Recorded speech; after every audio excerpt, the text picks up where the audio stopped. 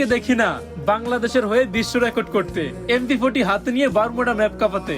সাদিকুল গেমারও এখন আর কাউকে রোস্ট করে না, আর আমরাও তার পাগলা ভক্ত। সে হারিয়ে যাওয়ার পর আর কারো রোস্টিং ভিডিও দেখতে ভালো লাগে না। মিস্টার ট্রিপলও এখন বিয়ে করেছে, নতুন নতুন বিজনেস দিয়েছে, যার কারণে সেও এখন আর আমাদেরকে আগের মতো হাসায় না। জান্নাত গেমিং তো এখন তার বাচ্চার সংসার নিয়ে ব্যস্ত হয়ে গেছে, তাই তাকেও এখন আর দেখি না রাগের মাথায় কিবোর্ড ভাঙতে।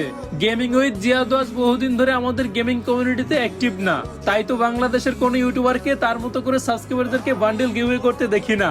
হাসির রাজা গেমিং উইথ তালহা ভাইও রাগের মাথায় পার্টনার প্রোগ্রাম থেকে লিভ নিয়ে নিল। তারপর থেকে এখন আর আমাদেরকে কেউ ফ্রি ফায়ার নিয়ে funny funny tips and tricks দেয় না। 2F লল গেমারও এখন আর আমাদেরকে ইমোশনাল গল্প শোনায় না। এখন আর নিজ থেকে সে বলতেও আসে না তার সফলতার গল্প।